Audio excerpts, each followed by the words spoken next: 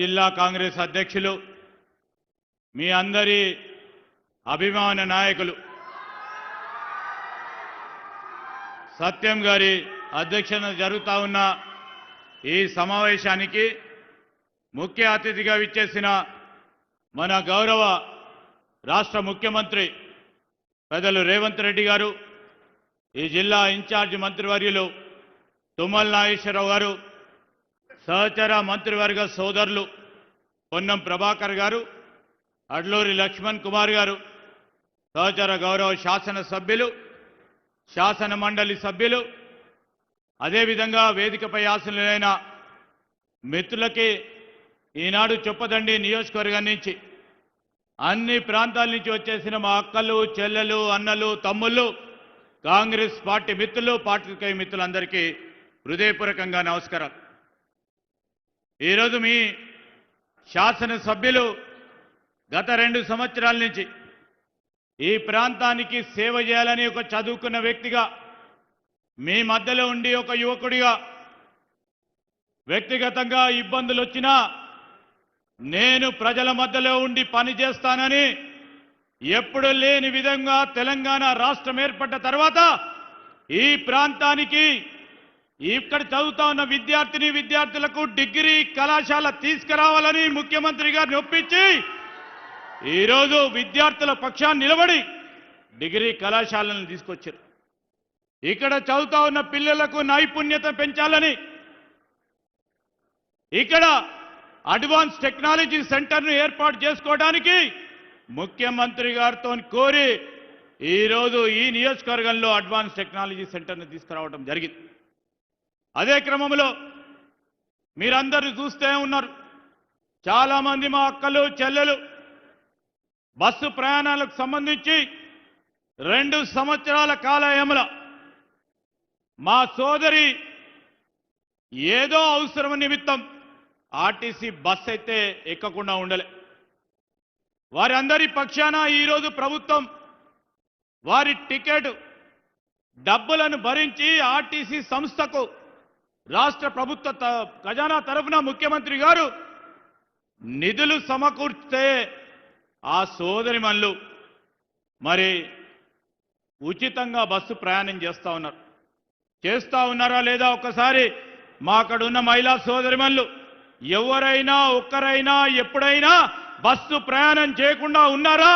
లేని వారు చేయలేపకండి, చేసిన వారందరూ చేయలేపితే 10 పనులు చేయడానికి ఇక్కడే ముఖ్యమంత్రి గారు ఉన్నారు. 10 పనులు చేయడానికి ఆస్కారం ఉంటుంది. మా మహిళా సోదరిమణులను కోరుతా ఉన్నాను.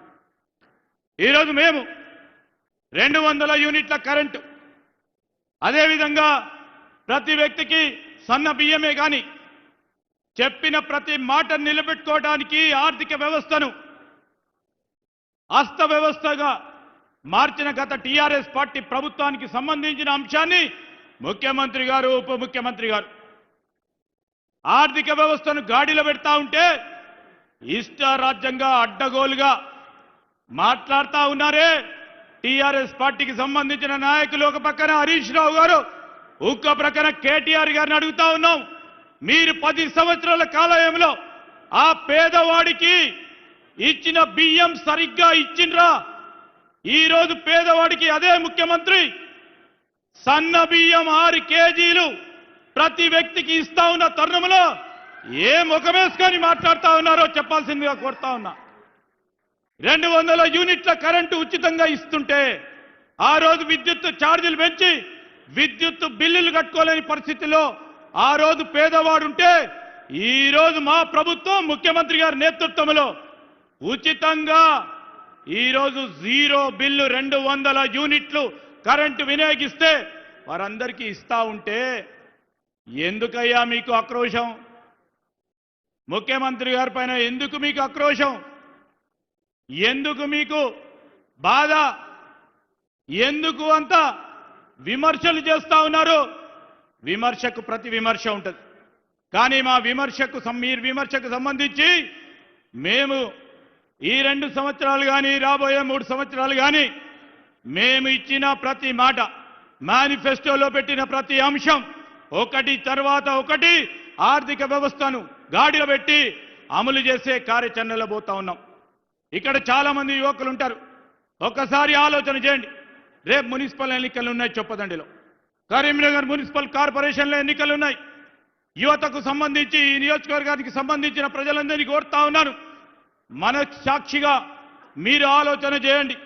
మీ చుట్టాలకో పక్కాలకో మీ స్నేహితులకో స్నేహితుల పిల్లలకో ఈరోజు గ్రూప్ 1 ద్వారా గ్రూప్ 2 ద్వారా గ్రూప్ 3 ద్వారా గ్రూప్ 4 ద్వారా ఉద్యోగాలు వచ్చినాయా లేవా ఒకసారి మీరు ఆలోచన చేసి, మొట్టమొదటిసారి తెలంగాణ రాష్ట్రం ఏర్పడ్డ తర్వాత పబ్లిక్ సర్వీస్ కమిషన్ ఏర్పాటు చేయటం, గ్రూప్ 1 పరీక్షలు నిర్వహించినమా లేదా ఒకసారి ఆలోచన చేసి ఓటేయాల్సిందిగా కోరుతా ఉన్నాను. 70,000 పైచీలకు ప్రభుత్వ ఉద్యోగాలు ఇప్పించారు. ఇంకా చేయాల్సింది చేసే క్రమంలో ఈ చొప్పదండి మున్సిపాలిటీలో కరీంనగర్ మున్సిపల్ కార్పొరేషన్కు సంబంధించిన మిత్రులందరూ ఇవన్నిటిని కూడా ఆలోచన చేసి ముఖ్యమంత్రి గారి స్పీడ్కి ఇంకా స్పీడ్ని అందియాలని ఈరోజు ప్రభుత్వం చేపడతా ఉన్న కార్యక్రమాలు మీ శాసనసభ్యుడు సత్యం గారికి మీకు పూర్తి స్థాయిలో ఆశీర్వదిస్తే ఇంకా 10 పనులు చేయడానికి ఆస్కారం ఉంటుంది. రేపు మున్సిపల్ ఎన్నికల్లో మీరందరూ కూడా ఇవన్నీ ఆలోచన చేసి మీరు ప్రతి వార్డులో కూడా ఈ ప్రయత్నం చేసి కాంగ్రెస్ పార్టీని పెద్ద ఎత్తున గెలిపిస్తారని ఆశిస్తూ మరి ఈ సభా కార్యక్రమానికి అధ్యక్షత వహిస్తా ఉన్న సత్యం గారికి ఎప్పుడు కూడా మీరు ఆశీర్వాదం పలుకుతూ, యువకుడు మిత్రుడు చదువుకున్న వ్యక్తిగా మీ ఆశీర్వాదం పలకాలని మీ అందరినీ కోరుతూ సెలవు తీసుకుంటాను. జై హింద్. Thank you sir. పెద్దలు శ్రీధర్ బాబు గారికి కృతజ్ఞతలు. ఇప్పుడు మన జిల్లా ఇన్ఛార్జ్ మంత్రివర్యులు పెద్దలు తుమ్మల నాగేశ్వరరావు గారిని మనల్ని ఉద్దేశించి మాట్లాడాల్సి కోరుతున్నాం. గౌరవనీయులు మీ అభిమాన శాసనసభ్యులు జిల్లా పార్టీ అధ్యక్షులు ఈనాటి సభాధ్యక్షులు మేడిపల్లి గారికి, ఈనాటి ముఖ్య అతిథి మీ అందరి యొక్క ఆశీర్వాదంతో